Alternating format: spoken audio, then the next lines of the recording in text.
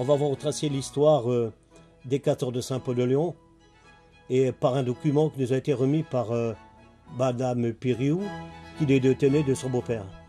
Donc ceci retrace l'histoire des castors. Donc ceci, c'est les castors le premier comité ouvrier du logement. On l'appelait les castors. Et c'était aussi, en abrégé, c'était le COL 1. Donc cité Castor, voilà le castor de Tidour.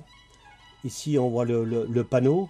Et je pense que c'est l'atelier de menuiserie qu'on voit aussi là. On verra tout à l'heure. Donc ici c'est la prise de chantier, je pense à dimanche matin. Les ouvriers qui arrivent en début d'après-midi, hein, parce que le temps est clair là. Donc ici on attend l'ouverture des vestiaires. Donc les gens attendent là. Voici les fameux échafaudages qui sont faits avec des écoperches. C'est des grandes perches de bois et dans lesquelles on fixait des crayons dans les murs sur lesquels étaient posées après les planches pour servir d'échafaudage. Voici le camion Renault qui nous était prêté, enfin qui a été prêté à la commune de Saint-Paul, par la commune de Saint-Paul. Alors je pense que ceci est l'un des premiers blocs.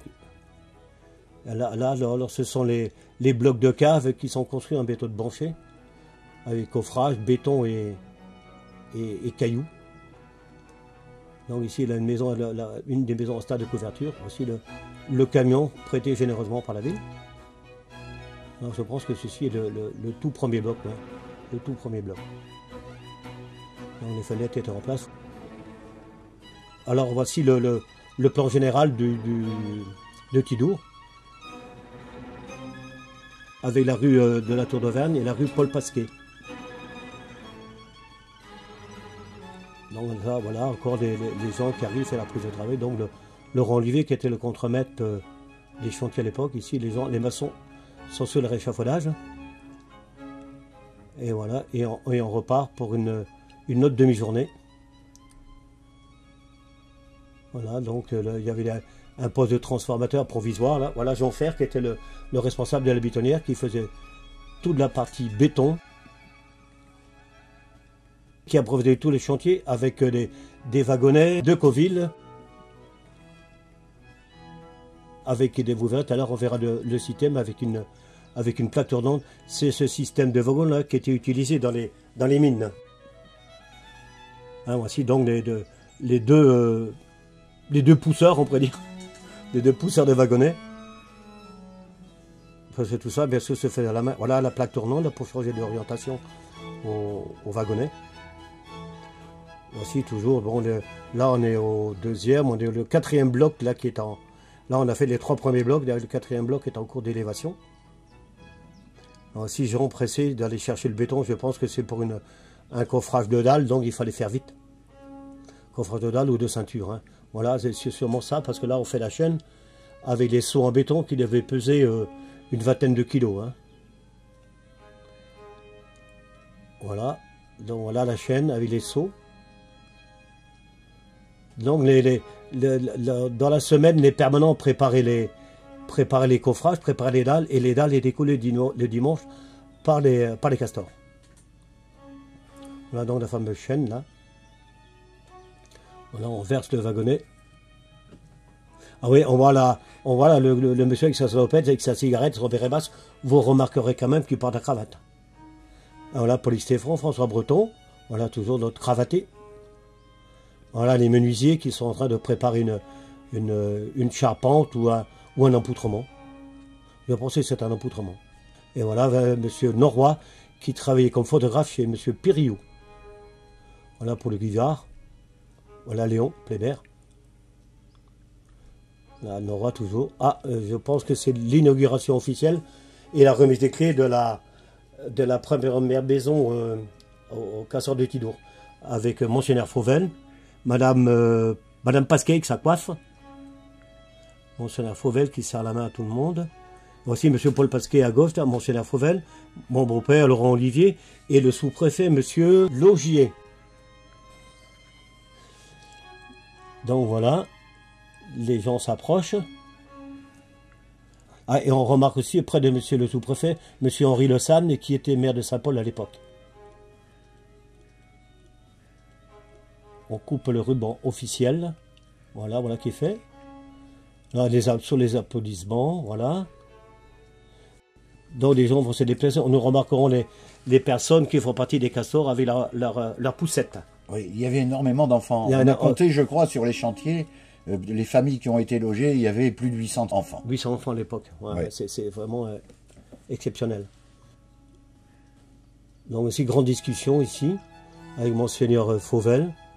Donc ici, monsieur le sous-préfet, avec madame Bloch, et avec la remise des clés à madame Bloch et son beau-frère à côté, Édouard Page, monsieur Laurent Olivier et Paul Pasquet. Édouard Page, là, qui est le bon-frère de madame Bloch, qui occupe la maison Vumel. Voilà ici la bénédiction de la première maison. Avec Monseigneur Fauvel. À côté, on voit monsieur Favé, qui deviendra évêque aussi par la suite. Voilà la montée des marches de la première maison. On voit dans le fond madame Bloch qui reçoit Monseigneur Fauvel avec ses enfants. Voici la foule qui assistait à cette première inauguration.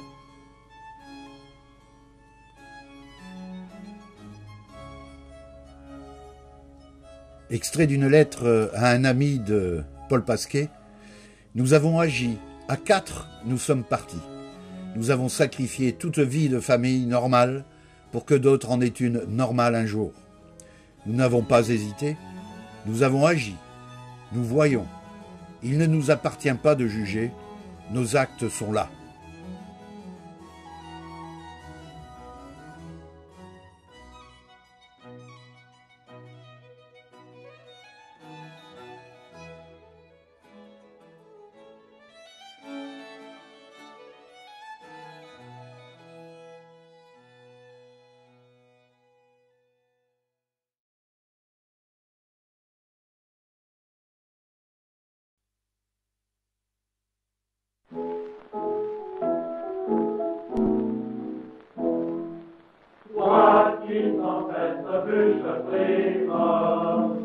Loyal et vaillant travailleur, as-tu songé que ton labeur a quelque chose de sublime?